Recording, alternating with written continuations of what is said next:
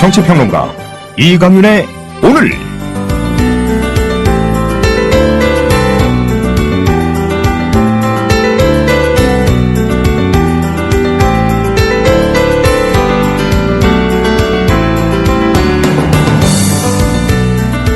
안녕하십니까, 이강윤입니다.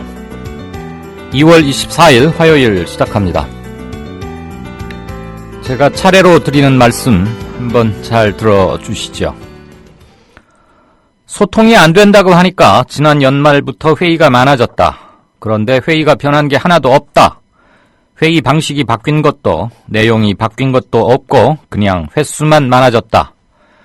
효과도 없고 소통이 안 되는 건 여전하다. 자꾸 새로운 걸 내놓으라고 한다. 어떤 정책이든 제대로 추진하고 사후 관리를 위해서는 시간이 필요한데 발표할 때마다 새로운 걸 요구한다. 그러다 보니 보고서의 표지만 바꾸는 일이 반복되기 십상이다. 청와대에 근무하지만 대통령 뵙기가 정말 힘들다.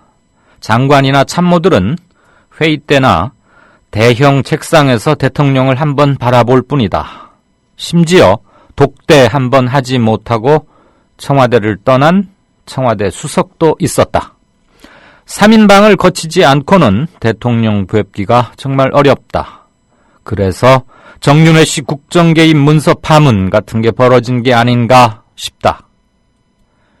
이 정부가 고가워서 하는 제 얘기가 아닙니다. 위에서부터 차례로 안보 분야 고위 공무원, 그리고 경제부처의 과장급 어느 공무원, 마지막으로 청와대 고위 관계자들의 얘기입니다.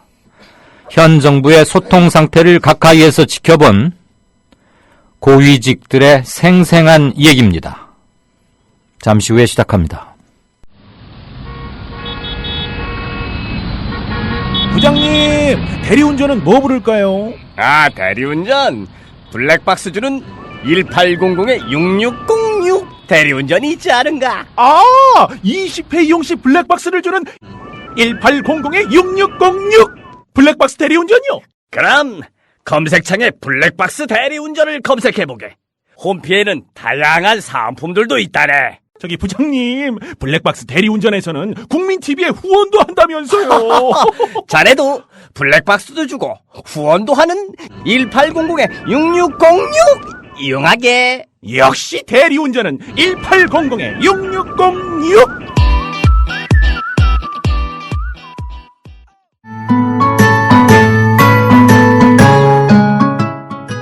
청춘이란 깊은 샘물에서 오는 신선한 정신, 유약함을 물리치는 용기, 안위를 뿌리치는 모험을 뜻한다. 시인 사무엘 울만의 말입니다.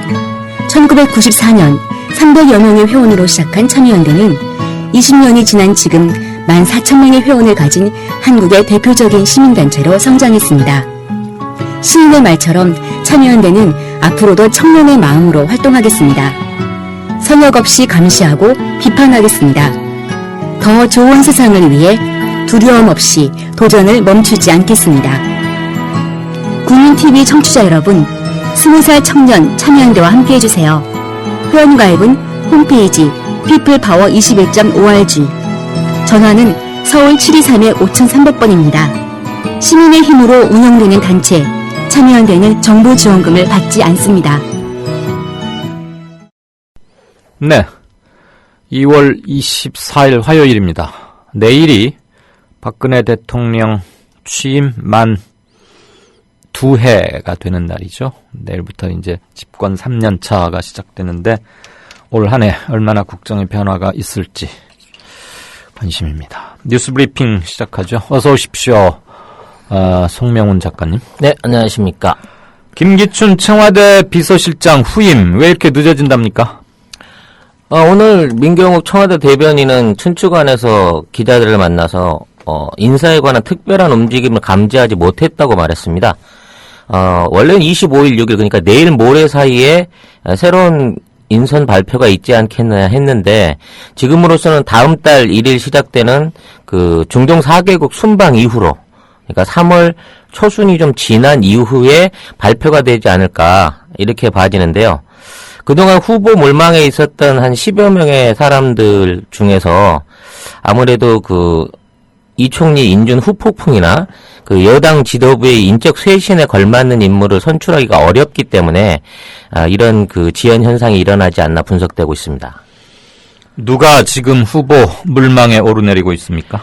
초기 후보 물망은 김기춘 비서실장이 직접 본인이 지명 내지는 추천을 했을 거라고 믿어지는 인물들이 많이 언급이 됐었습니다. 아니, 어떻게 본인이 지명을 합니까? 물러날 사람이 아무리 왕 실장이라고 해도.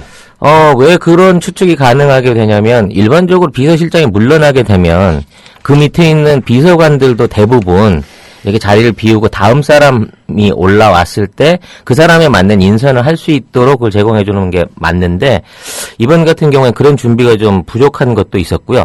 그래서 황교안 법무장관, 김병호 언론재단 이사장, 홍사덕 민주화의 협력 상임위장, 그 다음에, 같은 7인회에 있었던 현경대 평통 수석 부의장 정도가 물망에 올랐었는데요. 2일 이후 선출된 유승민 원내대표 등 여권 지도부가 좀 더 강한 인적 쇄신을 요구했다고 이렇게 보여지고 있고요.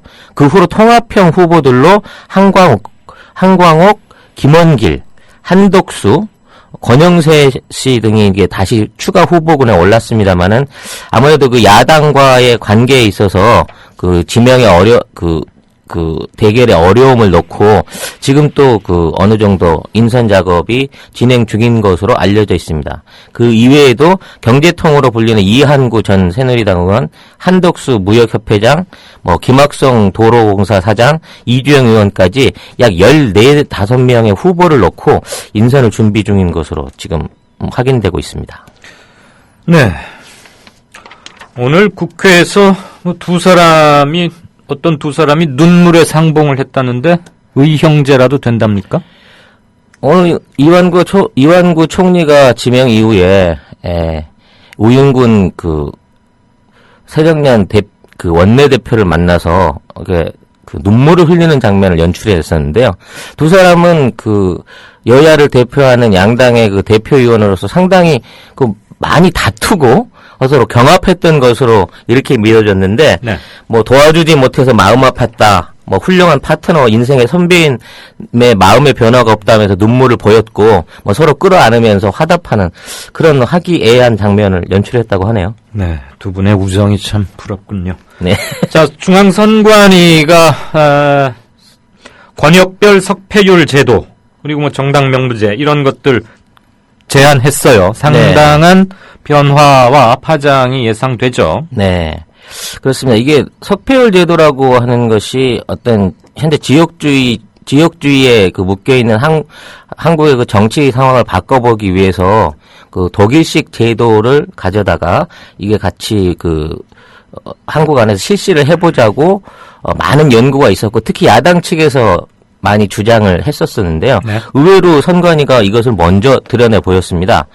이 석패율 제도라고 하는 거는 기존의 300명의 국회의원들을 그대로 둔 상태에서 전국의 지역을 6개 지역 권역으로 나누고요. 네. 3분의 2를 지역구 의원으로 뽑고 나머지 3분의 1의 인원을 비례대표로 뽑는 방식을 얘기하는 겁니다. 그러니까 의원 중에 200명은 일단 지역구에서 선거를 통해 1등을 한 사람을 뽑고요. 네네네. 2등으로 떨어진 사람 중에 득표율이 높았던 사람들에게 비례대표 자리를 주는 거죠. 예. 그래서 어떤 많은 지원과 지역의 명망을 얻고서도 아깝게 떨어진 사람들을 구제하는 방식의 비례대표를 확대하는 제도인데 표의 등가성을 확보하자. 네, 이런 그렇습니다. 얘기죠. 네. 그래서 많이 나왔던 것들입니다. 네. 이게 지역구 의원을 줄이자는 제안에 대해서 현역 지역구 의원들의 좀 반발이 예상되긴 하지만 앞으로 정치 발전을 위해서는 꼭 필요한 제도가 아닌가 전문가들은 그렇게 지적하고 있습니다. 네, 표의 민심을 좀 더 정확히 반영하자. 그래서 정치개혁 논의할 때마다 계속 나왔었던 얘기들이죠. 여야 상당히 민감한 반응들일 텐데 뭐라고들 하던가요? 일단 여당은 좀 신중한 자세를 보여주고 있고요. 이번 개정안에 대해서 심도 있게 논의해서 이게 이제 어떤 대폭적인 조정이 불가피한 상황을 인지를 하고, 전개 학계 등에서 이게 수기가 되어야 된다. 좀 더 연구를 해보자 하고 일단 한 발 뺀 모습을 보였고요. 네. 새정년 같은 경우에는 그 근본 취지와 문제 의식에 매우 공감한다면서 이런 새정년이 오래전부터 주장해왔고 문재인 대표의 그 대선 공약이기도 했던 내용에 대해서 적극적인 지지 의사를 밝혔습니다. 네.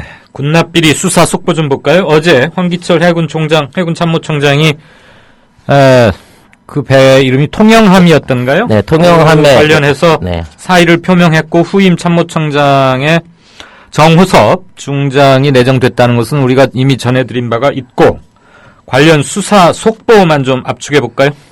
네, 이번 해공군 수뇌부 중에 참모총장급 4명 이상이 현재 방위사업비리에 연루가 돼 있어서 조사를 받고 있는 것으로 밝혀졌습니다. 네. 아직 구체적으로 실명이 언급돼서 나타나 있지는 않은데요.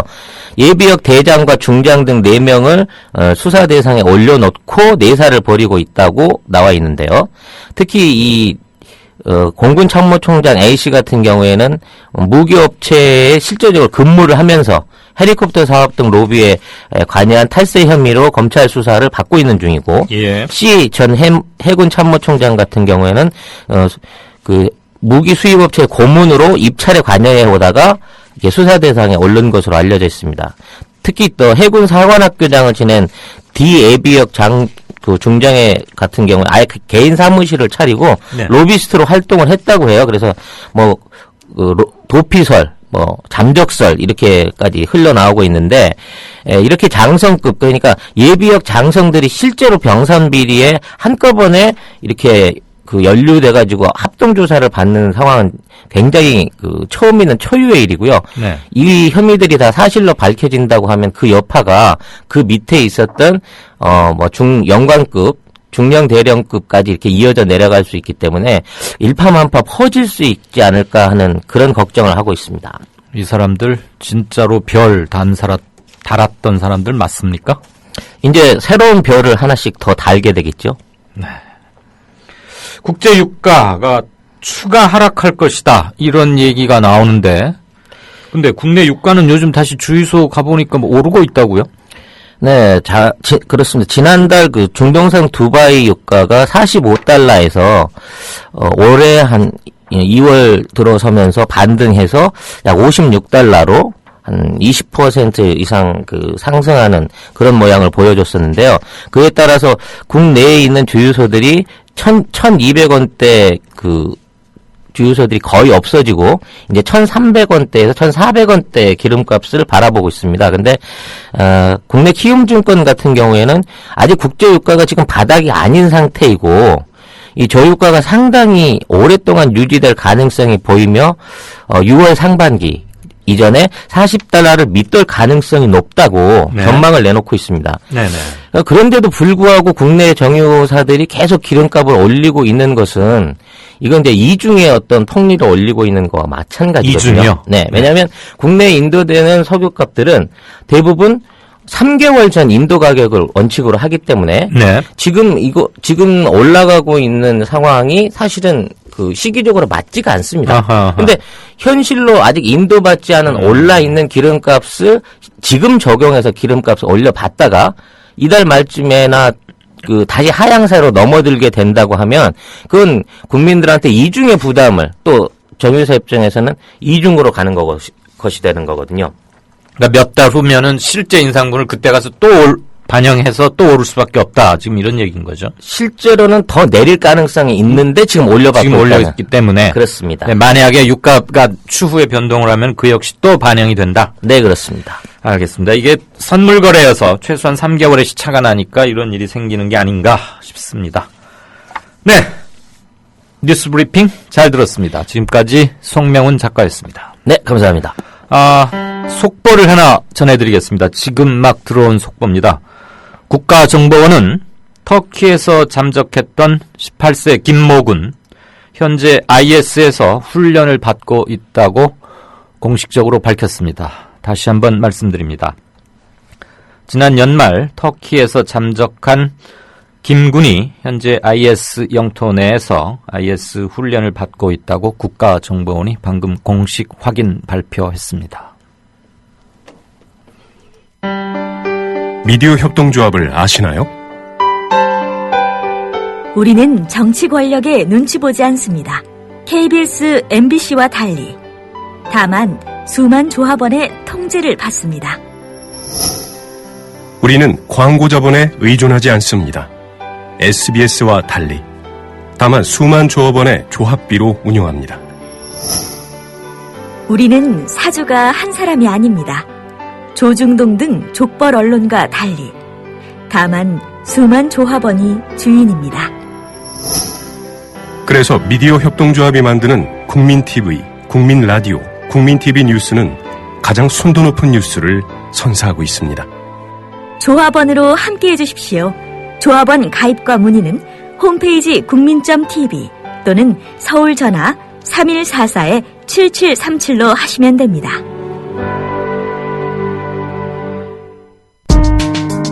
조합원의 가장 멋진 책임, 바로 조합비 납입입니다. 미디어 협동조합도 그렇습니다. 월 11,000원의 조합비 납입자, 늘고는 있지만 아직 절반 수준입니다. 혹시 잊으셨나요? 자동 납부는 가장 편리한 방법입니다. 홈페이지 국민.tv로 들어오셔서 신청하실 수 있습니다. 더 신속한 처리를 원하시면 mediacoup12@gmail.com 혹은 서울 3144-0933으로 연락주세요. 저희가 친절하게 도와드리겠습니다.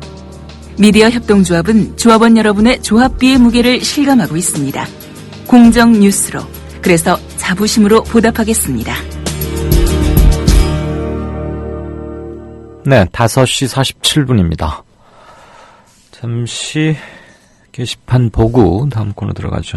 그 전에 오늘 진짜 인터뷰는 지금 고고도 미사일 방어 체계라고 하죠. 영어로는 사드, THAAD라고 이니셜만 줄여도 5글자나 되는 상당히 민감한 미국의 대공 방어 체계인데 한반도에 이거 적용해야 되느냐 가지고 말이 많지 않습니까?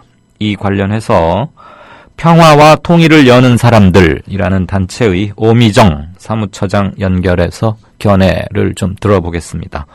혹시 이 관련해서 하고 싶으신 말씀이거나 질문 있으시면 앞에 샵 같은 부호를 넣어주어서 진짜 인터뷰라고 해주시고 글을 올려주시면 충분히 반영하겠습니다.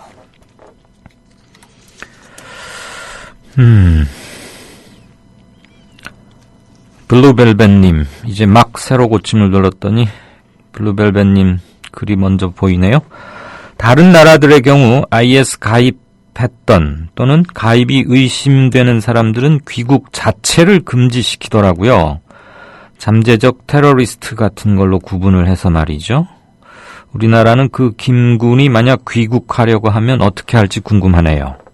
네, 저 역시 많은 분들이 궁금해할 텐데 이런 전례가 없고 또 우리 정부가 어떤 입장을 표할지는 정말 현재로서는 가늠키 어렵죠. 그나저나 잠적이라고 우리는 계속 보도해 왔는데 실종 또는 잠적, 자발적 실종?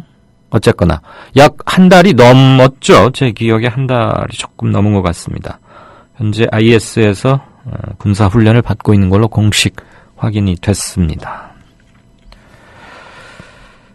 네, 오늘 우윤근, 이완구 이 두 사나이의 눈물의 재상봉에 대해서 아주 화나신 분들이 많으시군요. 부척의 한발님 닉네임 아주 자비로우신 닉네임이신데 우윤근 고아로 자라났나? 사쿠라 증거인가? 이러시면서 아주 불쾌하다는 그런 말씀. 네. 그 외에도 여러분께서 주셨습니다. 암울한 게 저분이 원내대표라니. 더구나 토이리의 경우엔 토이리가 뭘 뜻하는지는 아시죠? 네. 토이리의 경우에는 지난 국감에서 자신의 당 의원들을 비방하는 쪽지 사건의 당사자임에도 저런 쇼를 하다니 앞으로 정부 여당과 입 맞추고 미친 짓이나 하지 않으면 다행일 것 같다라고 아주 격하게 말씀 주셨고, 존재와 의식이 분리된 이 우윤근이라는 사람을 어떻게 해야 합니까? 블루벨벳, 다시 써주셨네요. 방금 전 JTBC 5시 정치부 회의라는 프로그램에서 우윤근, 이완구 이 두 사나이의 만남에 대해서 그 JTBC 기자가 저렇게 눈물의 재생봉을 하고 막 격려해주고 이럴 거면은 새정년은 뭐하러 반대표를 던졌냐라고 비판을 하더군요. 아마 우윤근 의원은 찬성표를 던지고 싶었나 봅니다. 뭐 묻은 개가 뭐 묻은 개 보는 심정이었을까요? 예. 저는 뭐 따로 견해를 말씀드리지 않겠습니다. 록 에이지스님, 이완구, 우윤근 두 사람의 우정에 너무라고 쓰셨군요. 너무 감동해서 실컷 어떻게 좀 하고 싶으시답니다. 봄이 가까워 오는 건가? 사쿠라들이 많다. 이런 말씀도 있고요. 일일이 우윤근 씨 관련해서는 다 읽을 수가 없겠네요. 맛있는 치킨께서도 쓰셨고, 아이고, 이건 뭐 계속입니다. 그냥 이하동문 이렇게 해야 될 것 같습니다. 웨지 감자님, 이강윤 앵커님, 4대강, 자원 외교, 방산 비리 등으로 이명박 전 대통령과 그 주변 측근들이 최소 20조 또는 그 이상 뭐 어떻게 했을 것 같은데 싱가포르 등지로 빼돌렸을 거라는 소문도 있고 말이죠. 관련 소식 없나요? 예, 관련 소식 중에 신빙성이 있거나 확인이 되면 왜 말씀을 드리지 않았겠습니까? 설마 20조면 4대강 등등 뭐 자원외교 등등해서 토탈 뭐 최대 100조, 적게는 약 40조 뭐 이런 추산들이 나오는데 설마 20조까지야 됐겠습니까? 라고 저도 추정하고 싶습니다. 그렇지만 이런 거 함부로 뭐 유언비어일 수 있는 거죠. 미확인 사실을 우리가 그냥 뭐 찌라시 방송 아니지 않습니까? 이강윤의 오늘이 언론으로서 당연히 지켜야 할 금도라는 거 있는 거고요. 시중에 도는 소문만 가지고 말씀드리는 것은 저는 언론으로서의 책임 있는 자세 또는 소임은 아니라고 생각합니다. 당연히 후속 보도나 뭐 팩트가 있는지는 눈에 불을 켜고 찾겠습니다만 심증만 가지고 그런 말씀을 함부로 드릴 수는 없다는 점도 잘 이해해 주시리라고 믿겠습니다. 웨지 감자님. 오늘 이거는 우윤근 이게 너무 많아서 말씀이죠. 그냥 안 하려고 그랬는데 계속 올라오니까요. 다른 견해 조금 보겠습니다. 세상에나 님께서는 남조선 노동당 옛날 얘기군요. 해방 전 얘기죠. 남조선 노동당 당시 박정희 당원 핵심 당원이었죠. 대구 지역에, 대구 경북 문경 지역에 남조선 노동당 박정희 씨랑 황장엽 씨가 현충원에 누워있는 나라에서 저런 놈들이 집행유예 나오는 것도 어색하지 않은 게 현실이다. 공참이 집행유예 나왔으니까 수수는 뭐 뻔한 듯하다. 아주 XXX 공화국이다. 남조선 노동당이 득세하면 어떻게 된다는 걸 아주 잘 보여주는 케이스. 네. 세상에나 님이 다시 또 보충 글을 다루셨는데, 공군 참모총장, 해군 참모총장, 군 최고 수뇌부, 반역, 매국, 횡령, 방산 비리, 집행유예 이석기, 실형 9년. 이게 나란가요? 네, 뭐 여러 가지 얘기를 지금 함께 묶어서 써주셨는데, 네. 토일이 우윤근 사이에 이렇게 하트 표현, 하트 모양 이런 걸 보고 이모티콘이라고 하죠. 네.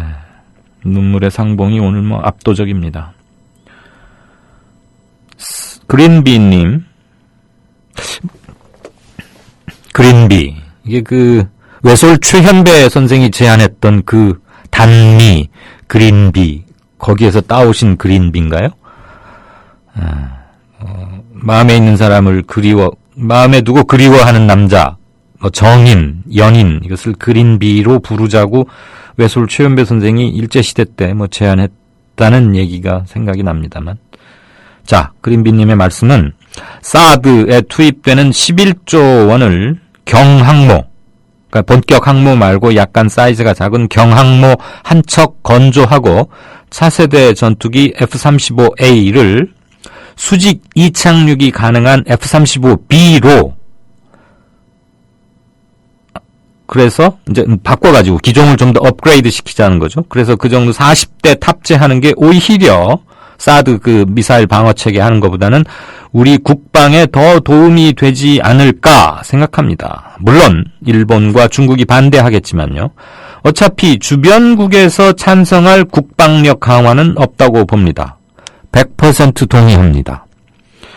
국경을 마주하고 있는 국가들에서 우리의 국방력 강화를 찬성하는 방안은 그 정도는 우리가 감당하겠다. 그러니까 찬성하는 거 아니겠습니까?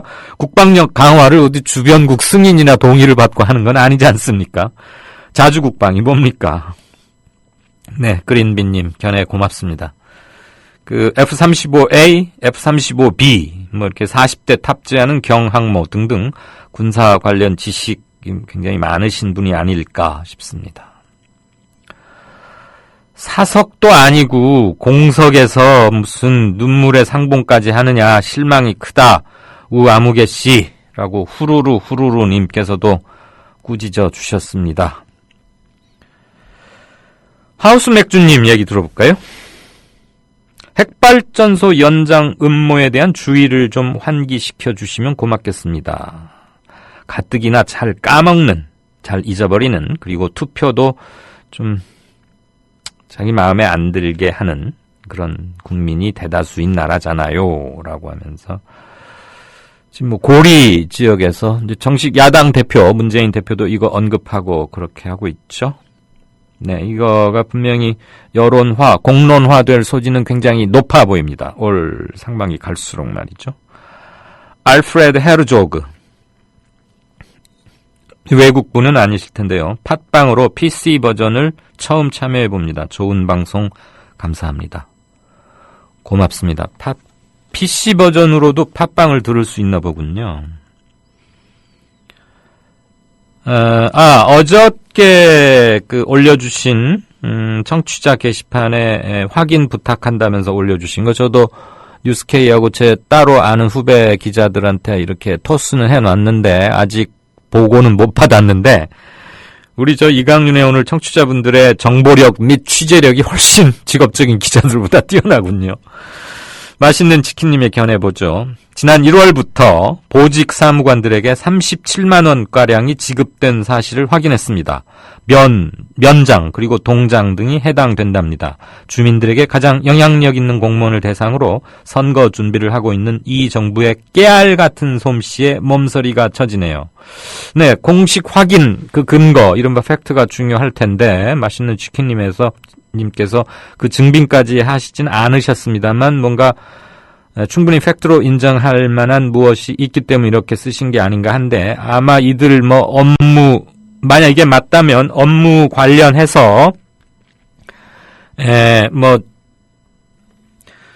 무슨 뭐라 그럴까요?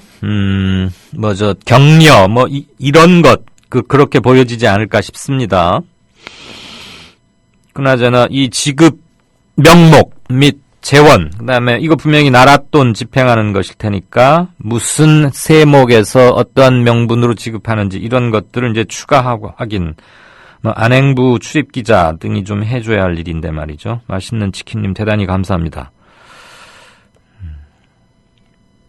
그거 역시 좀 확인을 시키겠습니다. 그런데 제 직속 부하가 아니어서 그런지 말들을 잘 안 듣습니다. 어쨌거나 대단히 고맙습니다. 맛있는 치킨님. 월 37만 원가량. 어제 아마 이 사람들의 평균 월 기본 봉급, 수당이 포함된 금액은 아닌 것 같고, 기본급의 9%가량이 아닐까 싶은데, 37만 원이 9%가 37만 원이라면 약 350만 원의 9%.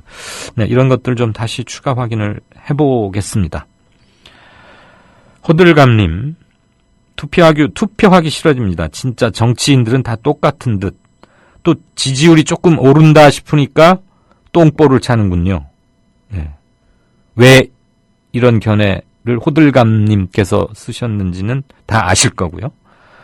다름과 닮음님, MBC 아나운서인 김주하 씨가 TV조선으로 전직한다는 말이 있는데,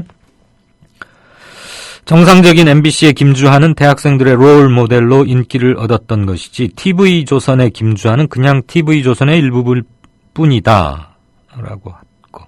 아, 그런답니까? 이 김주하 아나운서가 이혼 관련해서 좀 속앓이 많이 하고 그랬었죠. 개인적으로 아픔도 좀 겪었고요. 네, TV조선으로 가는 모양이군요. 근데 소리 엘님은 가든지 말든지 어차피 안 보니까 뭐 이런 견해를 주시기도 했습니다.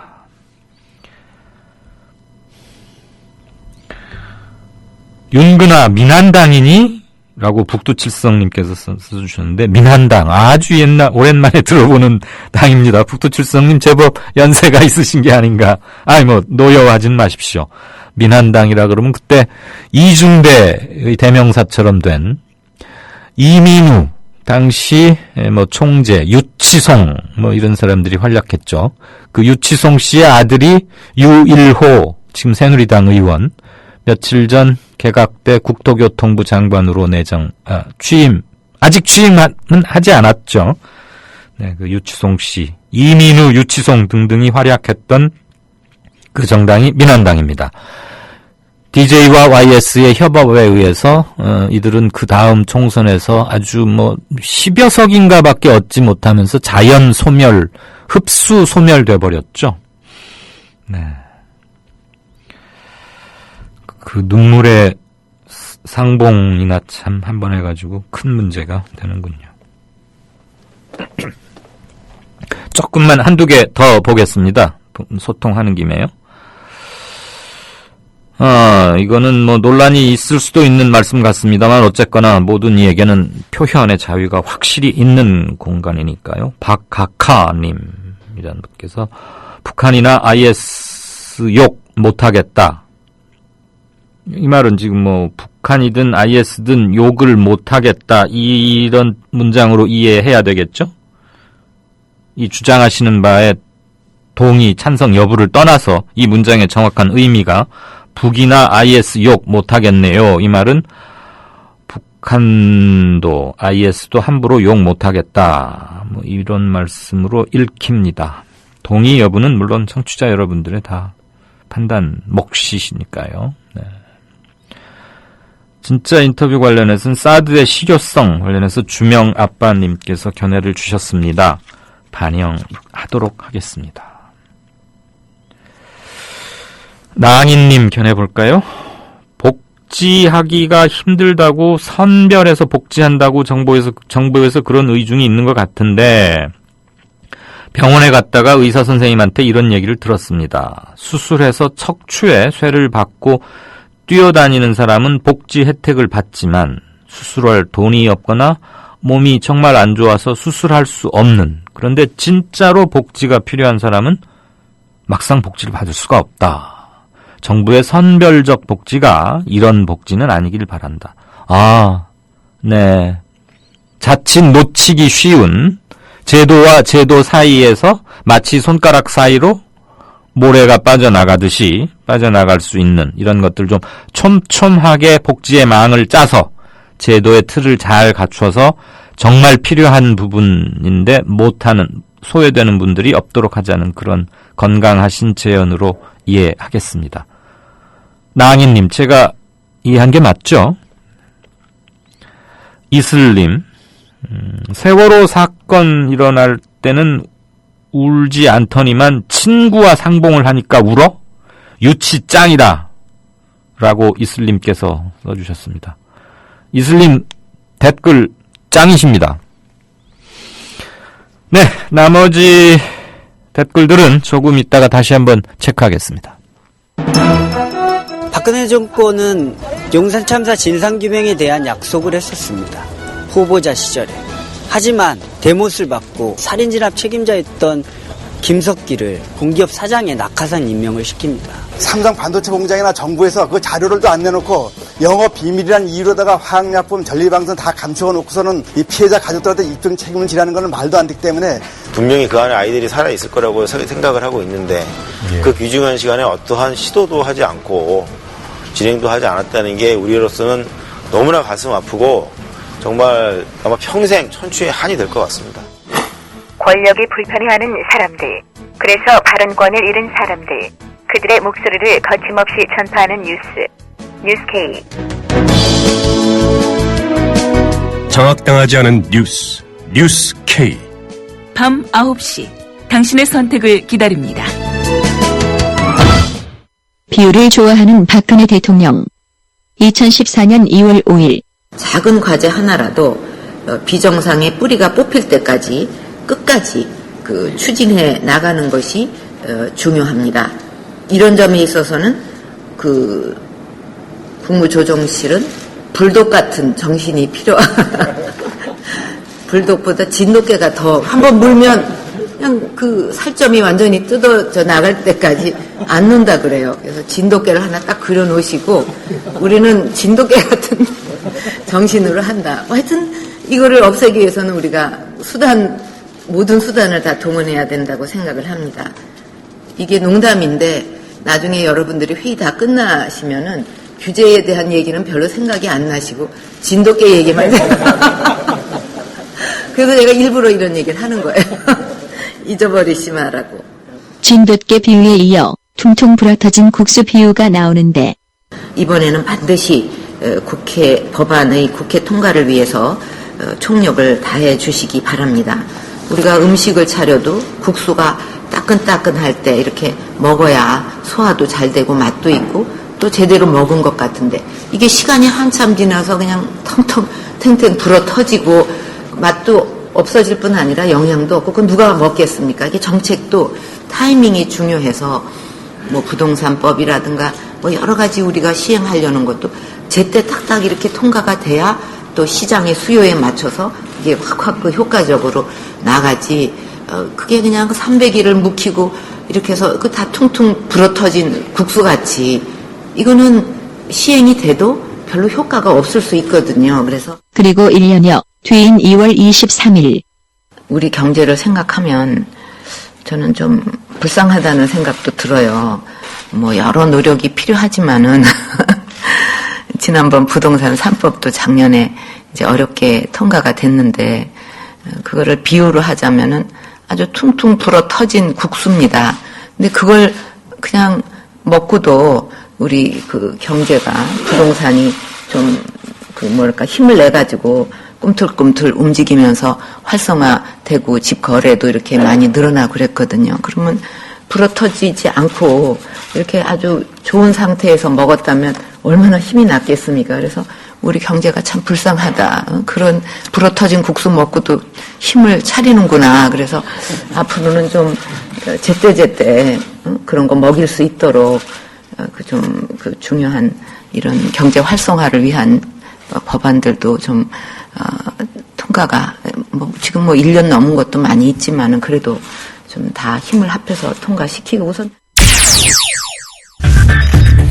이강윤의 오늘 이제는 정가 산책으로 함께합니다.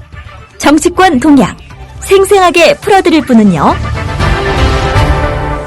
네, 한국일보 양정배 기자 선역으로 석양이 아주 멋있게 지고 있습니다. 안녕하셨습니까? 예, 안녕하세요. 예, 우리 조금 전까지 우리 국수, 불어투진 국수 등등등 박근혜 대통령님의 주옥 같은 어록을 잠시 감상했습니다. 자, 우리 순서 시작하십시다. 네.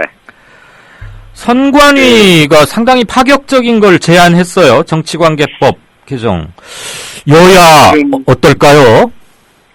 일단 선관위가 제시한 정치관계법 개정 의견. 네. 이게 이제 어차피 법 개정은 이제 정치권 몫이니까요. 네네. 국회에서 하는 거고, 그 국회에서 이제 정치관계법이 개정이 되면 그에 따라서 이제 선관위가 실무를 하게 되는데 그렇죠. 매번 정치관계법 개정을 앞두고 선관위가 이렇게 개정이 됐으면 좋겠다 이제 의견들을 이 국회에 제출을 해왔는데요. 예.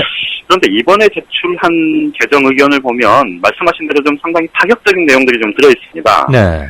그동안의 선관위에서는 사실 개정 의견을 낼 때 어차피 정치관계법 개정을 정치권이 주도해야 하고 또 정치권 그렇기 때문에 이제 정치권에서 어떤 의견들을 갖고 있는지에 대해서 뭐 조금 심하게 얘기하면 좀 눈치를 보면서 개정 의견을 낸 경우들이 많았는데요. 네. 이번 같은 경우는 그동안에 좀 정치권뿐만 아니고 학계나 또 다른 전문가 그룹들 그리고 이 여론조사를 통해서 이 확인된 민심 이런 것들이 좀 상당히 많이 반영된 의견이다 이렇게 볼 수 있을 것 같습니다. 예. 대표적인 것 몇 가지를 소개하면요. 우선 이 권역별 비례대표제를 도입하는 내용이 포함이 되어 있습니다. 네. 지금 우리 이제 의원 정수가 300명이고 지역구 의원이 250명이 넘었어요. 254명? 네. 예, 254명이고 246명이고 246. 예, 비례가 54명. 네. 예, 비례가 54명이어서 사실 비례대표의 기능, 역할 이런 것들이 좀 너무 위축돼 있다 이런 지적들이 많이 있었지 않습니까? 그렇죠. 네. 그리고 특히나 이제 이 소선거구제를 기반으로 하고 있어서 이게 승자 독식 구조이고 또 이 여야, 이 거대 정당에 일방적으로 이 유리한 그런 선거제도다 이런 지적들이 많았는데 네. 오늘 이제 선관위 개정 의견 낸 걸 보면 의원 정도 300명은 그대로 유지를 하되 예. 이 비례대표를 100명까지 늘리는 걸로 되어 있습니다. 어허. 그러니까 비례대표하고 지역구 의원을 2대1 비율이네. 예예 이렇게 이제 비율을 비례대표의 비중을 높이자는 거고 예. 이 비례대표를 전국 단위 지금은 전국 단위 투표를 통해서 선출을 하고 있는데 이거를 6개 권역으로 나눠서 선출을 하자는 제안을 했습니다. 이건 역시도 사실 이 지역주의 완화를 위해서 네. 이 독일식 권역별 비례대표제를 도입하자 이런 의견들이 많이 있었는데 이것들이 충분히 이제 가만히 된 그런 제안이라고 볼 수 있을 것 같습니다. 예. 그리고 이제 이게 결국은 이 의원 정수를 그대로 놓고 이 비례대표를 100명까지 늘리면 결국 지역구 의원은 246명에서 이제 200명으로 줄어들게 되는 거죠. 네, 그거 보통 문제 아니잖아요? 그렇죠. 그렇게 되면 사실 이 지역 대표성이라는 것이 지금보다는 약화될 수밖에 없을 텐데 이것은 사실 어떻게 보면 우리나라처럼 지금 지역주의 구도가 뚜렷한 상황이라면 사실은 지역 대표성이 약화된다라는 평가보다는 대신 지역주의를 좀 완화하는 그런 효과. 특히나 이제 이 권역별 비례대표제를 도입을 하면 사실 영남권에서 야당 의원의 당선, 호남권에서 여당 의원의 당선 가능성이 생기는 것 아닙니까? 그렇죠. 네. 이런 것들까지 감안을 하면 좀 이전보다는 좀 진전된 개정 의견이다 이렇게 볼 수 있을 것 같습니다. 그러게요. 관청에서 이렇게 파격적이고 진일보한 정치개혁 시스템을 내놓는다는 것 자체가 일단은 좀 신선하게 보여요. 그렇죠. 그리고 이제 한 가지 또 관심을 모으는 게 이 정치자금법 부분인데요. 예. 이게 지금 그동안에 이제 2004년에 선거법을 개정을 하면서 선거관계법을 개정을 하면서 정치자금을 사실 대폭 묶어두지 않았습니까? 네네. 그래서 이제 법인, 기업 이런 데서는 후원을 하지 못하도록 했고 그때 뭐 이 얘기가 입은 풀고 돈은 묶는단가? 그렇죠. 뭐 그렇게 했었죠. 오세훈 예예. 예예. 그래서 이제 중앙당 후원회도 없애고 개별 의원들이 후원회를 가질 수 있게 이렇게 만들어 놨었는데 네. 오늘 개정 의견을 보면 기업과 단체 후원도 1억 원까지 연간 1억 원까지 가능하도록 그렇게 풀자 이런 제안이 들어 있습니다. 예. 그리고 또 한 가지 이제 돈 먹는 하마다 뭐 이런 얘기들이 주로 나왔었던 지역구도 다시 부활하자 이런 의견이 담겨 있는데요. 예. 이 의견들만 놓고 보면 사실은 좀 그동안에 이제 정치개혁의 성과다 이렇게 평가받았던 거를 좀 뒤로 몰리는 후퇴시킨다 이런 비판이 나올 수도 있겠지만 네네. 거기에 이제 부가적으로 그러니까 정치자금이 들어오는 통로는 열어두되 이것에 그 출납 관계 그러니까 나중에 회계가 투명하게 반응해질 수 있는 그런 장치들을 확보하는 그런 방안이라면 이 부분은 좀 검토가 가능할 수도 있다. 네, 이런 얘기들이 전문가들 사이에서 나왔었거든요. 의원들은 되게 좋아하겠네요, 어쨌거나. 의원들 입장에서 보면 그동안에 사실 이 오세훈법이라는 게 말씀하신 대로 이제 돈은 묻고 입은 푼다 이랬었는데 사실은 돈이 묶인다는 거는 좀 뒤집어서 생각해보면 돈 없는 사람들은 정치 못한다 이런 얘기로도 이 의원들 사이에서 정치인들 사이에서는 그런 얘기가 돌았을 정도로 사실은 굉장히 좀 힘들어하는 경우들이 많았었는데 이게 이제 말씀하신 대로 의원들 입장에서 보면 뭐 좀 좋아할 만한 그런 상황인 건 분명합니다. 다만 이제 기업과 단체의 후원이 사실 중앙선관위를 통해서 신인들한테 가겠어요, 그게. 힘센 사람들한테 몰리지 않을까 싶네. 그렇죠. 그래서 이제 이 중앙선관위를 통해서 지금도 개인 후원들이 중앙선관위를 통해서 이제 각 정당에 배분되는 경우들이 있지 않습니까? 그러니까 그런 방식을 선택하거나 하는 좀 다양한 좀 공론화를 통해서 그런 문제들을 해결을 하는 방안을 찾아야 될 것 같고요. 또 한 가지 좀 주목을 해봐야 될 건 오늘 개정 의견 중에서 그 정치관계법 개정 문제가 사실 이제 국회에서 선거구 획정이 지금 굉장히 중요한 이슈 중에 하나지 않습니까? 그렇죠. 헌법재판소가 지금 이제 인구 편차를 2대1 이하로 줄이라고 했기 때문에 올 연말까지는 어떻게든 그 안을 확정해야 되는 거 아닙니까? 그렇죠. 아무리 늦어도 사실 좀 상식적으로 생각하면 미리 준비하고 이러려면 사실 올해 상반기 내에는 가닥이 잡혀서 9월 정기국회 이전에는 초반에 이제 통과가 돼야 될 텐데. 그렇죠. 네. 그 문제까지 포함해서 오늘 개정 의견 낸 것에 아까 말씀드렸던 이 비례대표를 대폭 늘리고 번역별로 선출하고 이런 거는 결국은 이 지금 현행 선거구제를 이 중대선거구제로 개편하는 그런 사실 요구를 포함하고 있다. 이렇게 지금 해석을 할 수도 있을 것 같아서 그렇죠. 석패율이다 보다. 오늘 개정 의견이 굉장히 좀 중요한 의미를 갖는다. 이렇게 볼 수 있을 것 같습니다. 논의를 중앙선관위가 이끌고 가는 듯한 인상을 줍니다. 오늘 실제 이제 그 대한 내용 중에 보면 오픈 프라이머리와 관련한 얘기도 있어요. 이게 이제 여야 정치권에서 지금 공이 얘기는 나오고 있지만 이게 이해관계가 어떻게 될지 몰라서 지금 정치권이 사실 본격적인 논의 자체는 지금 뒤로 미뤄둔 상태 아닙니까?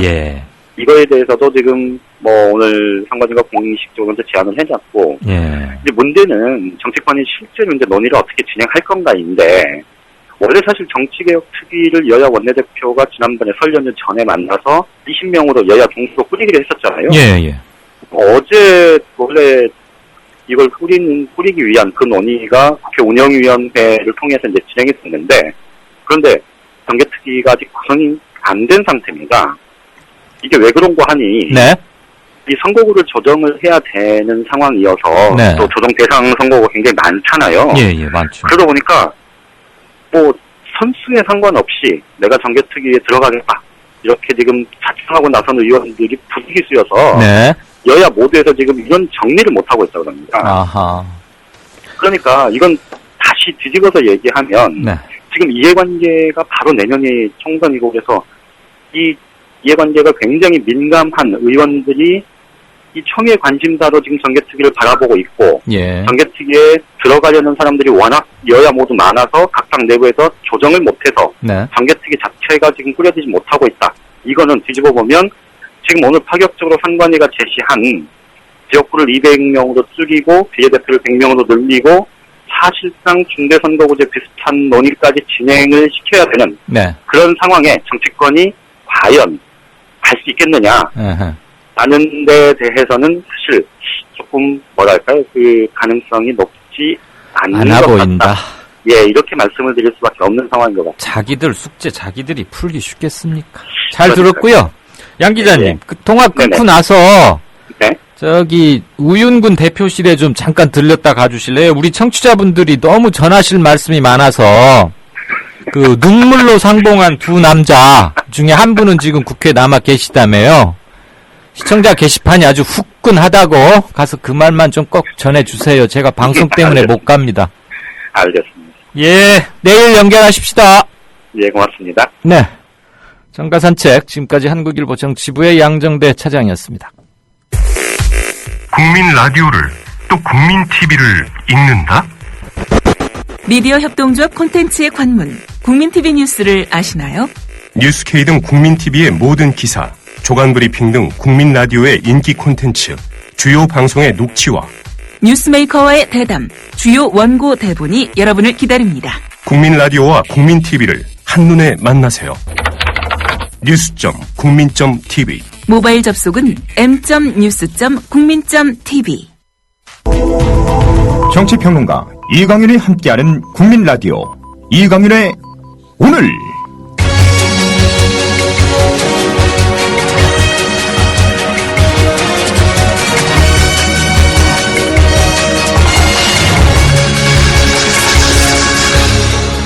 이강윤의 예리한 시각. 이제는 뉴스의 행과 간을 짚어냅니다. 네, 행간하기 전에 댓글 한 2개 정도만 보고 있습니다. 투표를 잘합시다. 투표가 정답이다.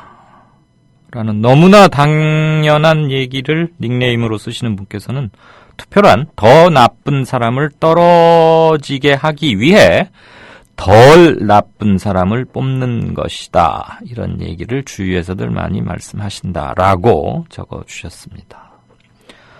박학하, 300명 넘게 죽어도 냅두지, 서민 증세, 복지 거부에 부정선거까지, 무기만 없지 테러리스트랑 뭐가 다른가? 라고 아마 정부 여당을 매섭게 꾸짖으신 말씀 같고요. 오늘 눈물을 뿌리셨다는 그 의원 홈페이지에 가보니까 생각보다 비판 게시글이 없더라. 잘 안 보이더라. 누가 지우고 있는 게 아닌가 싶다. 그래도 원내대표식이나 하고 계시니까 가서 글 좀 남겨주십시다. 안 그러면 조선일보 보면서 아, 내가 정말 잘했구나. 이렇게 생각하실지도 모르잖아요. 라고 강 PD님께서 견해를 주셨습니다. 똑 부러져 2+ 양커플 사이다예요 2분이라고 후다닥님. 요즘 닭자가 그렇던데 2+ 양커플? 이강윤과 양정대를 말씀하시는 겁니까? 근데 사이다는 뭐예요? 사이다? 콜라 사이다? 아무튼 후다닥님 고맙습니다. 전설의 까치님은 아주 멋진 육행시를 주셨습니다. 제가 운을 띄워줄 사람이 없으니까 그냥 읽을게요. 이완구 우윤근으로 육행시를 지으셨네요. 이미지, 완전히 구겨진 총리를 만나니까 우얇고 윤근아, 근해 각하 세작이구나 니가. 하하하. 김시습이 요즘 같았으면은 길을 잘 못 폈을 것 같습니다. 네, 제가 오늘 고른 행간은 6대 권력기관 그리고 장 차관의 55%가 영남 출신이다. 그 쏠림 현상이 너무 심해지고 있다라는 제목의 한겨레 신문 박근혜 정부 2년 진단하는 시리즈물입니다. 아마 오늘 일면 톱으로 올렸었죠. 그 기사 일부분을 먼저 들으시겠습니다. 한겨레가 박근혜 정부 출범 2년을 맞아 검찰과 경찰, 국가정보원, 국세청, 감사원, 공정거래위원회 등 6대 권력기관의 장차관급 인사 31명을 분석한 결과 조사 대상의 절반 이상이 영남 출신인 것으로 집계됐다. 또 현 정부 차관급 이상을 지낸 고위공직자 전체를 조사한 결과에서도 대구 경북과 부산 경남을 합친 영남권이 전체의 34.6%로 가장 많았다. 수도권 61명, 충청 37명, 호남 25명 순으로 충청은 영남의 절반, 호남은 영남의 3분의 1 수준이었다.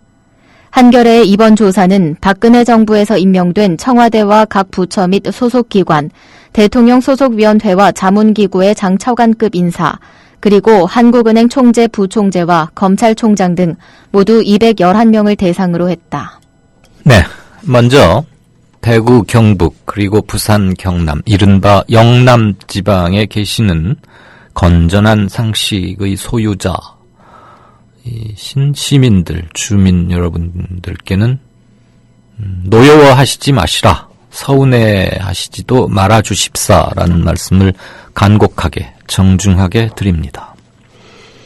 제가 특정 지역을 뭐 폄훼하거나 깎아내리거나 또는 그쪽 분들의 심기를 어지럽혀서 결과적으로 지역주의를 자극하거나 또는 강화시키자고 드리는 말씀이 전혀 아니라는 것은 평소에 제가 이 이강론의 오늘을 진행하면서 누누이 강조해 드린 바 있고 제가 일관해 오고 있는 바를 아실 것이라고 믿고 그 부분은 걱정하지 않고 안심하고 말씀을 드리겠습니다. 이런 류의 기사는 사실 많이 봐왔습니다. 최소한 한 3, 40년 전부터 쭉 이런 현상이 있어 왔고 이게 현상이 아니라 하나의 구조로 굳어진 지 이미 오래라는 것 역시 잘 알고 있습니다. 비극이지요.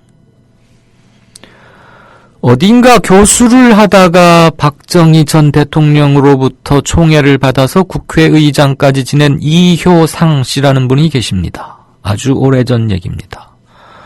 그 이효상 전 국회의장이 영호남 대립구조를 본격적으로 불을 붙인 한국정치사의 지역감정이라는 이 어떻게 표현을 해야 할까요?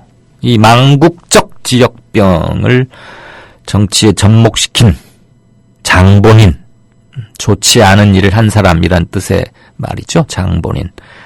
그 이래로 이것은 구조가 되어 왔습니다. 그래서 프로야구판에 가도 어디에를 가도 자꾸만 악용들을 합니다. 너무 슬픈 일입니다. 개인적으로 만나면은 다들 그렇게 좋을 수 없는 사람들인데 왜 집단으로 뭉치면, 동네로 뭉치면 이래야 하는지. 애향심과 지역감정은 명백히 다른 것이죠. 애향, 네, 적극적으로 자기 고장 사랑하고 할 수 있습니다. 같은 불악민들끼리 무슨 체육대회 가서 보면 A 읍하고 B 읍하고 뭐 결승전에서 붙으면 우리 읍 이겨라라고 하는 거 당연하죠. 그 줄다리기 끝나고 나서 패싸움하고 쳐다보지도 않고 뭐 그런 거 아니지 않습니까? 6대 기관의 수장 중에서 딱 한 군데를 빼고는 다 영남입니다. 오늘 한겨레 기사 깁니다. 뭐 지금 바로 클릭하시면 보실 수 있으니까 제가 일일이 안 하겠습니다. 그리고 몇 퍼센트 몇 명 이거 하면 들으신데 괜히 정신만 사나우시니까 그냥 그 핵심만 뽑아서 특징을 뽑아서 말씀드리는 걸로 하죠. 6대 기관의 수장 중에 한 곳 빼고는 다 영남입니다. 그런데 박근혜 정부 들어서 이런 지역 편중, 인재 등용 현상이 2년차 들어서, 그러니까 작년에 2014년에 더 심해졌다 이겁니다. 2013년보다. 그리고 전체 고위직은 지금 한겨레가 조사한 바에 의하면 211명이라는 거 아닙니까? 좀 나왔죠. 아까 우리 변 PD가 읽은 거의 마지막 문장에 이러이러한 사람을 대상으로 조사했다. 그 211명 전체 고위직 중에서 호남은 영남 출신의 3분의 1에 불과합니다. 그런데 그냥 단순하게 인구 통계로 보면 1500만 대 880만. 그러니까 영남 인구가 한 1450만 명, 그러니까 1500만 명 잡고요. 호남 출신이 한 860만. 그러니까 반가량 되는 거죠. 그냥 머리 아프게 계산할 것 없이. 그런데 전체 고위직을 보니까 호남이 영남의 전체 인구는 반인데 전체 고위직에서는 영남의 3분의 1이더라. 그렇다고 보면 영남에 아주 머리 좋은 분들이 많다는 건 저도 잘 알겠어요. 유시민 등등등 해서 공부도 잘하고 사람이 많으면 공부 잘하고 머리 좋은 분이 많겠지요만은 그거 인구 분포 비례대로 가는 거 아니겠습니까? 근데 3분의 1, 전체 인구는 2대 1인데 고위직은 그렇지 않다. 그러니까 이런 걸로 봐서도 조금 뭔가 밸런스나 균형이 안 맞고 있다라는 것은 누가 봐도 바로 알 수 있는 거죠. 이강윤이를 네이버에서 검색해봤더니 어디 보니까 전주에서 어디 고등학교를 나왔다더라. 본인이 호남 출신이어서 저런 말 하는 거 아니야?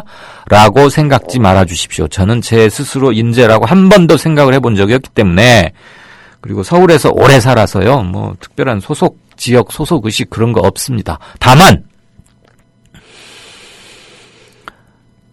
영호남으로 나뉘어서 탕진되는 국가의 에너지가 너무 아깝기 때문에, 그리고 국방비로 남한과 북한이 쓰는 그 돈이 너무 아깝기 때문에 그게 아까워, 그걸 아까워하는 사람, 많은 시민 중에 한 사람일 뿐입니다. 대표적으로 센 자리가 있어요. 국세청장, 검찰총장, 안기부장 등등등 있지만 또 센 자리가 청와대 민정수석 자리입니다. 이 자리 이거 보통 자리 아닙니다. 근데 역대로 지금 박근혜 정부 들어서 민정수석이 4명째인데 그 중에 3명이 TK 출신입니다. TK는 대구, 경북을 지칭하는 거지요. 민정수석이 왜 세냐? 청와대에서 딱 2자리만 골라라. 그럼 비서실장하고 민정수석, 저는 그 2자리를 꼽습니다. 다른 자리에 있는 분들이 들으면 서운해하실지 모르지만 하는 역할과 기능, 그 다음에 대통령의 의존도, 그 다음에 대통령에게 직보하는 것 등등등을 따졌을 때 가장 중요한 자리는 청와대 비서실장과 민정수석입니다. 4명 중 3명이 TK 분들이었습니다.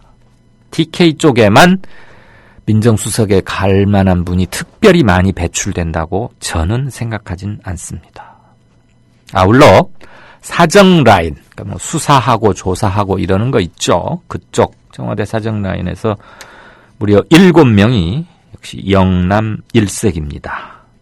이들의 출신 고등학교까지 한겨레는 썼던데 제가 또 그거 방송에서 다시 한번 읽으면 또 너무 그 학교들 하니까 그건 그냥 생략하겠습니다. 대통령께서 지난 1월 12일 기자회견 하셨었죠? 그때 이런 얘기 했습니다. 기자가 인사 대탕평 공약이 지켜지지 않고 있습니다. 인사 소외 지역에서 불만이 높습니다. 대통령께서는 어떻게 보십니까? 라는 기자의 질문에 인재 위주로, 능력, 인재 위주로 이렇게 하다 보니까 어떤 때는 이쪽이 많기도 하고 또 저쪽이 많기도 한다. 이렇게 답을 했습니다.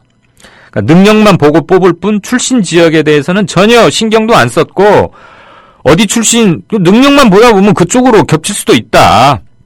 그러니까 안배 같은 거 염두에 두지 않다 보니까 시기에 따라서 출신 지역 쏠림 현상이 왔다 갔다 한다는 설명이었습니다. 그런데 이번에 조사를 한겨레가 2년치를 꼼꼼히 211명을 다 조사를 했더니 왔다 갔다가 아니고 그냥 계속 영남 한쪽에만 있었더라고요. 그러니까 1월 12일 날 대통령께서 기자의 질문에 조금 잘못 답을 한 거죠.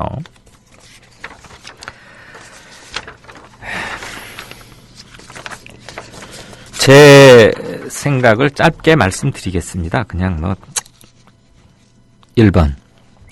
대한민국 인구 분포 통계가 한겨레에 자세히 나와 있다시피 이렇게 편중적입니까? 그건 아닌 것 같습니다. 통계청에 가서 인구 분포, 도별, 지역 이렇게 보면 바로 나오는데 힘 있는 자리 인구 분포하고 많이 다릅니다. 그렇다고 제가 꼭 인구 비례대로 하자는 건 아닙니다. 다만 엇비슷은 해야 국민 통합이니 탕평이니 이렇게 말할 수 있는 거 아니겠습니까? 2번째, 대한민국에서는 특정 지역에서만 우수한 인재가 집중적으로 태어납니까? 그곳에 물이 좋습니까? 아니면 산세가 좋아서 그렇습니까? 저는 모르겠습니다. 특정 지역 쏠림이 나쁜 건 이겁니다. 집단 정서에 빠지기 쉽다는 겁니다. 지역적 동종교배 현상이 일어납니다. 동종교배는 그 종의 잡종 강세, 생물학에서 말하는 그런 것을 못하게 하고 동종교배에 빠지면 열성 유전자가 이렇게 많이 나타난다는 거 아닙니까? 생물학자들 견해에 따르면. 지역적 특정 지역의 집단 정서라는 것은 대단히 무섭습니다. 균형을 찾을 수 없기 때문입니다. 즉, 우리가 남이가 그런 말을 바로 하면서 그러는 사이에 자신들이 갇혀있는 우물의 벽은 계속 높아지고 그러다 보면 그 우물 밑에서 보는 하늘의 넓이는 계속 좁아질 수밖에 없습니다. 대통령과 주요 힘센 기관들의 장들에게 우물안 개구리 그 일화를 꼭 들려드리고 싶습니다. 우리가 남이가? 그러면 안 되겠지요. 뉴스 행간이었습니다. 미디어 협동조합은 2014년 4월 TV 개국 전까지 조합비를 받지 않았습니다. 그래서 창립 이후 1년 1개월 동안 출자금으로 운영해왔습니다. 왜 받지 않았냐고 묻는 분들이 있었습니다. 조합비의 무게가 얼마나 큰지 알고 있기 때문입니다. TV 개국이 이루어졌고 이제 안착 단계에 접어들었습니다. 월 11,000원의 조합비 납입으로 더 큰 발전, 즉 성숙한 동력을 만들어 주십시오. 주목받는 방송, 신뢰받는 언론으로 보답하겠습니다. 홈페이지 국민.tv, 서울전화 3144-7737 또는 이메일 mediacoup12@gmail.com으로 신청해 주세요.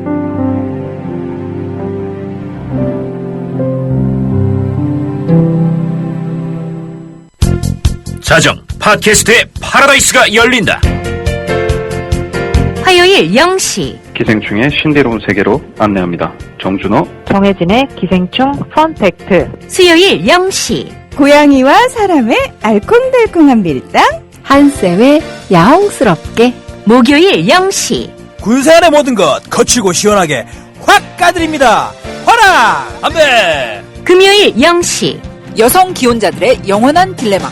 시월드 탈출 프로젝트. 김사한 김나문의 언더 더 씨. 토요일 0시 최욱의 정영진의 불금쇼 매주 금요일 밤 12시 루저 갱생 프로젝트로 초대합니다. 0시 재미와 유익, 감동의 한 보따리.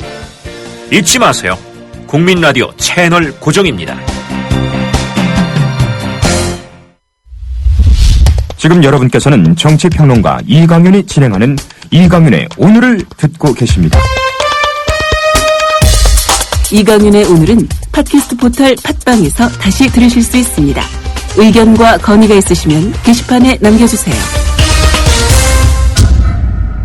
네, 예고해드린 대로 진짜 인터뷰 할 순서입니다. 고고도 미사일 방어 체계, 사드라고 하죠. 관련해서 평화와 통일을 여는 사람들, 오미정 사무처장님 연결돼 있습니다. 안녕하십니까? 네, 안녕하세요. 네. 우선 사드라는 거, 방송에서 뉴스에서 많이 나오긴 합니다만 다시 한번 짧게 좀 개념 정리부터 하고 넘어갈까요? 네, 말씀하신 대로 사드라는 것은 종말 단계 고고도 지역 방어의 준말인데요. 네. 미사일이 하강 단계에서 AN/TPY-2라고 하는 레이더로 이 하강하는 미사일을 탐지해서 고도 40km에서 150km 정도 그 내에서 요격하는 시스템을 사드라고 합니다. 아, 그러니까 40km에서 150km 상공. 네. 네. 네. 상당히 높은 거군요. 비행기가 네. 날아다니는 그 비행 고도보다도 훨씬 더 위네요. 네네. 네. 그러면 그 사드와 이른바 MD, 미사일 디펜스라고 합니까? 그 사드와 네. MD의 차이는 뭔가요? 사드는 MD의 여러 체계 중 하나라고 할 수 있습니다. 네. MD를 먼저 설명을 드리면요. MD를 기능별로 구분하면 일단 센서들이 있을 수 있겠습니다. 센서요? 네, 이제 탐지하는 거죠. 저기 오미정 사무처장님? 네. 네, 사무처장께는 굉장히 익숙한 용어일 수 있겠습니다만 군사 관련 이런 것들 특히 영어로 돼 있고 그것을 압축해서 이니셜로들 많이 하니까 조금 네. 수고스러우시더라도 청취자분들의 이해를 위해서 좀 풀어서 그리고 약간 천천히 말씀해 주시면 좋겠습니다. 시간은 충분히 드리겠습니다. 네, 감사합니다. 네. 일단은 그 MD라는 것이 적이 미사일을 요격하겠다라는 개념인데요. 네. 그러면 그 날라오는 미사일을 요격하기 위해서는 먼저 봐야 되지 않습니까? 그렇죠. 이제 사람으로 치자면 눈에 해당이 되는 거죠. 네. 그래서 그 눈에 해당이 되는 여러 가지 무기 체계들이 있습니다. 주로 적외선 위성이라든가 레이더 네. 등등이 있겠죠. 그래서 이 레이더들은 적의 미사일을 일단 발견을 하고 그 다음에 미사일이 날아가는 궤도를 또 추적을 하고 이 미사일이 어느 방향으로 날아가는지 이 미사일의 종류가 무엇인지라는 것을 식별하는 기능을 갖고 있다고 할 수 있습니다. 네. 그리고 그 다음에 이제 먼저 봤으면 그 다음에는 사람으로 치자면 주먹에 해당이 되는 요격 미사일들이 있을 수 있겠죠. 그렇죠. 눈으로 네. 보고 확인해서 가서 주먹으로 빵 친다. 네. 네네네. 그래서 이 요격 미사일에 해당하는 부분들이 이제 사드 미사일이라든가 그 다음에 신문지상에서 보이는 영어 약자들이 많이 있는. 네, 뭐 패트리엇 뭐 어쩌고 뭐 이런 것들 말하자면. 예. 그리고 SM3라든가 오. 자동차 이름하고도 비슷하죠. 네네. 네, 그 다음에 GBI라든가 패트리어트 미사일이라든가 이런 것들이 있습니다. 네. 그리고 보고 쏘려면 그 사이에 뇌가 있잖아요. 네네. 그래서 가장 중요한 것이 바로 지휘 통제 체계라고 하는 네. 것이 있습니다.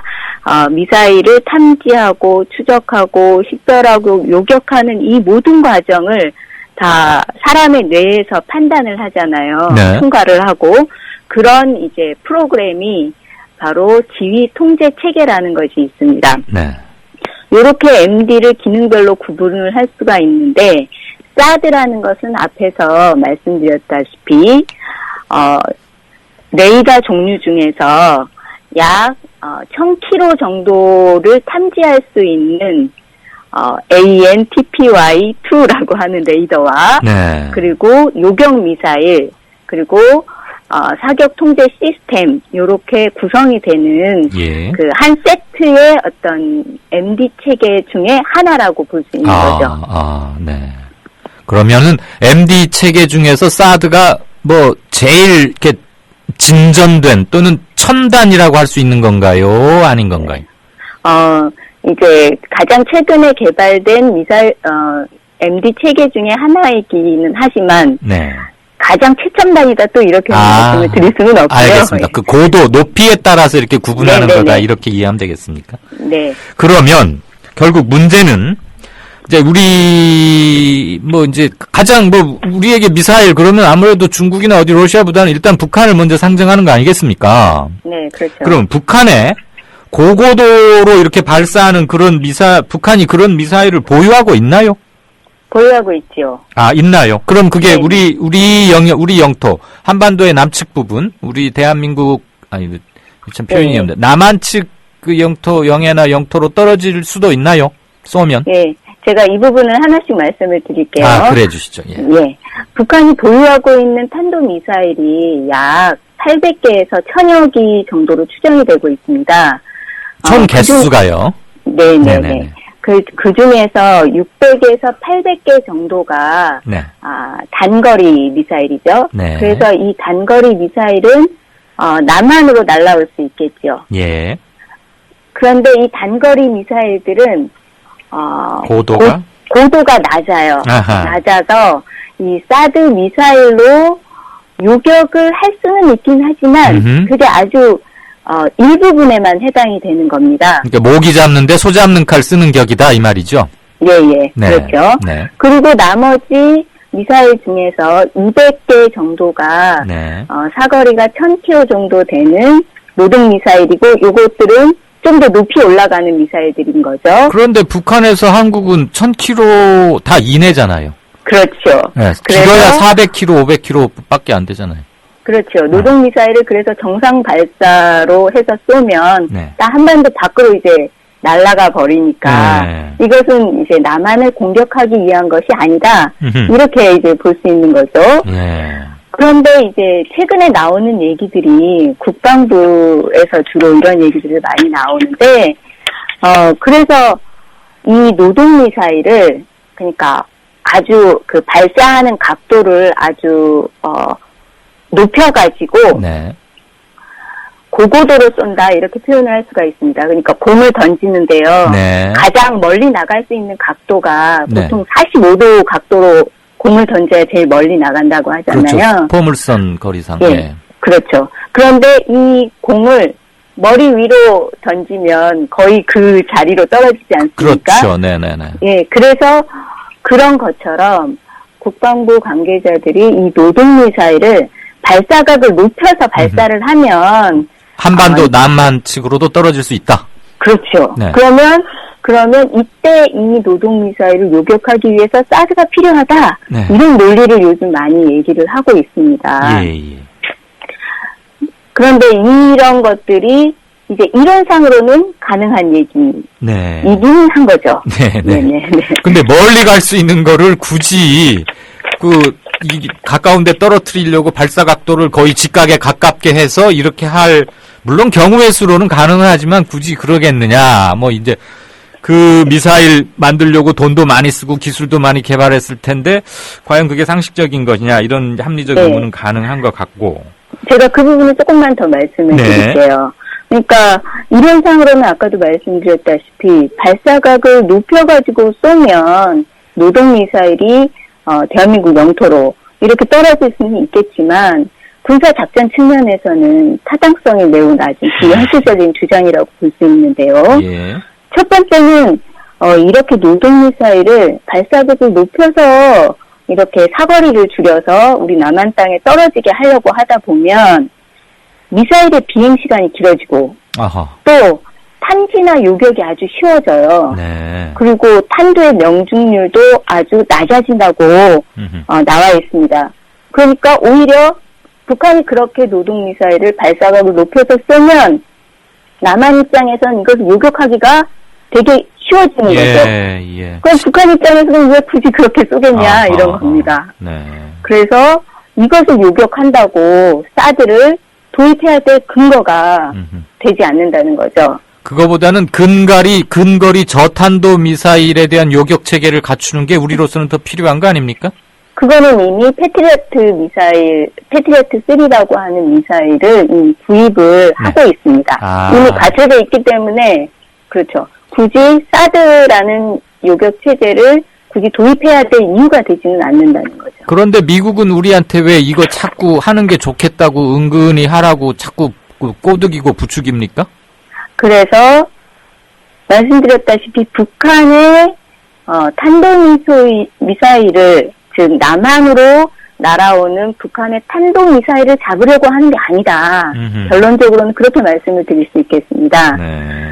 미국이 이 한국 땅에 사드를 배치하려고 하는 주된 목적은 저희들이 보기에 이 아태 지역에 미군 기지가 많이 있지 않습니까? 예. 일본에도 미군 기지가 있고 괌에도 미군 기지가 있고 네. 그다음에 오키나와에도 미군 기지가 있는데 요런 아태 지역의 미군 기지들하고 그다음에 일본 본토, 그다음에 미국 본토 이렇게 이 부분을 방어하기 위해서 한국에다가 사드를 배치하려고 하는 거죠. 네. 그래서 한국 땅에다가 사드를 배치한다는 것은 북한이 남한을 공격할 때 이것을 방어하기 위한 것이 아니라 북한이나 혹은 중국의 미사일이 아태 지역의 미군 기지나 혹은 일본이나 혹은 미국을 향해서 날아갈 때 그것을 탐지할 수 있는 레이더를 배치하려는 것이고, 예, 그리고 혹시 이제 일본으로 날아가는 그 북한이나 중국의 탄도미사일을 종말 단계에서 이제 요격한다거나 혹은 한국에 있는 미군 기지를 방어하기 위해서 중국에서 날아오는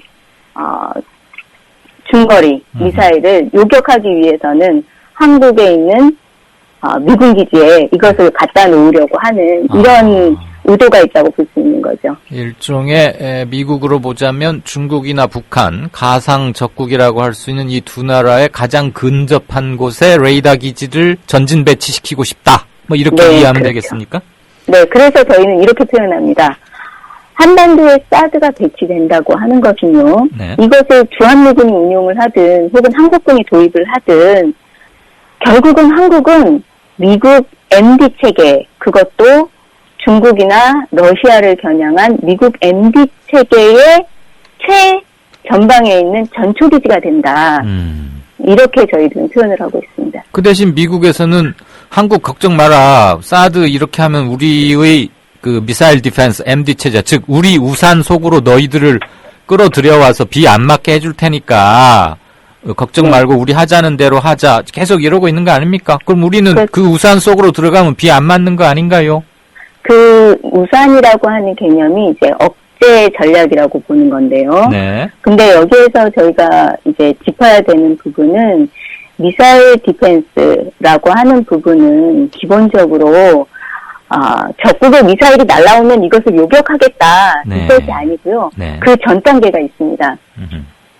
즉 먼저 이게 이제 미소 간의 냉전 시기 때 이미 나왔던 개념인데요. 네. 먼저 한 나라가 다른 나라의 적국의 핵미사일을 먼저 타격을 합니다. 네. 이것을 제1격이라고 하죠. 그래서 먼저 타격을 해요. 선제 타격을 합니다. 예.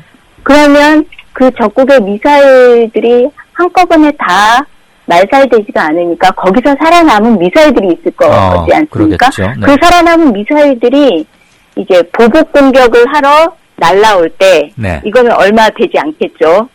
처음에 갖고 있던 것보다 이미 공격을 받았기 때문에. 네, 몇 개가 깨졌을 테니까 최소한. 그렇죠. 네네네. 그래서 살아남은 미사일이 날라올 때 이것을 요격하겠다고 하는 것이 바로 미사일 방어망의 개념이거든요. 예. 그러니까 이 얘기는 미사일 방어망이라는 우산 속으로 들어와서 즉 미국의 확장 억제 정책이라고 하는 이 개념 속으로 한국이 들어오면 한국이 안전할 것이다. 한국의 안보가 담보될 것이다라고 하는 것은 이거는 일면만 맞는 얘기인 거고요. 종합적 견해로는 아니다.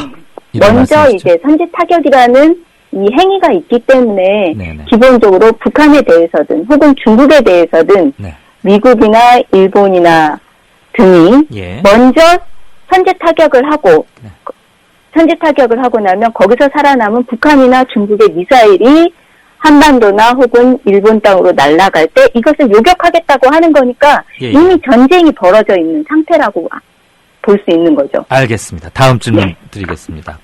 중국은 이거 북한보다는 아무래도 중국을 염두에 둔 무기다 이렇게 생각하는 것 같아요. 네, 그렇죠. 중국이 만약에 사드를 우리가 받아들이면 중국 어떻게 대응할까요? 아까도 계속 얘기를 했지만 기본적으로 사드라는 것이 조금 압축해서 답변 부탁드립니다. 아까도 말씀하셨기 때문에. 예, 알겠습니다. 중국을 견제하는 무기 체계다라는 것이 이제 군사 작전상으로 기술적으로 이제 확인이 되는 부분인데요. 네. 신화통신 같은 경우가 이렇게 얘기를 하고 있어요. 사드에 한반도에 사드가 배치가 되면 중국과의 관계가 희생될 거다 이렇게 얘기를 했고, 북경대 교수인 주봉 교수는 한국이 사드를 배치해서 미 MD에 가입한다면 중국의 인민해방군을 완전히 벼랑 끝으로 몰고 가는 일이다 이렇게 얘기를 하고 있습니다. 그래서 한중 관계가 아주 극단적인 대결 상태로 되는 것으로 내몰리게 되는 거죠. 대결 상태로 간다. 그건 굉장히 위험하고 무서운 일이죠. 우리 청취자 질문 중에 국내에 떨어지는 미사일이 정말 사드로 방어가 가능하냐 이런 사드의 실효성을 여쭤주셨는데 아까 그 부분은 이전에 설명하면서 된 것 같고요. 제가 질문 두 개를 함께 드리겠는데 최대한 압축해서 한 1분 30초 정도로 부탁드리는 점을 양해 바랍니다. 시간 제한이 있어서. 이 사드 꽤 비싸죠. 만약에 하겠다면은 우리가 돈을 얼마쯤 내야 하는 것이고 지금 우리 오 차장께서 속해 있는 평화와 통일을 여는 사람들이 얼마 전에 집회를 열었는데 사드 반대 이런 주장을 아주 강하게 하셨습니다. 그 주장의 요지는 짧게 한 말씀만 좀 덧붙여 주실 것을 부탁드립니다. 예, 사드 한 개 포대를 도입을 한다고 했을 때 일단 최소한 2조 원 이렇게 들어간다고 볼 수 있고요. 이것을 또 운영 유지하는 비용이 있습니다. 20년 동안 1조 2천억 원 터키 사례의 경우를 봤을 때요. 이렇게 해서 계속 돈이 들어간다고 아주 값비싼 무기죠. 사는데도 비싸지만 유지 운영비도 만만치 않군요. 네. 네. 평화 통일을 여는 사람들이 이 사드 배치를 반대하는 것은 우리나라 최대 교육국이 중국이지 않습니까? 네. 그럼 중국을 정치 군사적으로 적대 관계로 만들 수 있는 이 사드 배치를 우리가 과연 해야 되냐 이때. 네. 그래서 앞으로 이제 동북아의 평화적인 그런 안보 공동체를 이웃 나라들과 함께 만들어 나가야 할 우리 대한민국의 입장에서 네. 그리고 주권을 위해서도 우리의 안전과 평화를 위해서도 사드를 배치하기보다는 이것을 거부하고 중국과 미국 사이에서 우리가 균형적인 입장으로 우리나라의 안보 이익, 주권, 국익 이런 것들을 모색해야 할 때가 아닌가 네. 이렇게 생각합니다. 균형자 역할을 하자 이렇게 정리하면 되겠네요. 네. 네, 오늘 말씀 대단히 감사합니다. 아주 친절한 설명 고맙습니다. 네. 지금까지 평화와 통일을 여는 사람들의 오미정 사무처장님이었습니다. 2월 24일 이강윤의 오늘이 준비한 순서는 여기까지입니다. 들어주셔서 감사합니다. 내일 뵙겠습니다.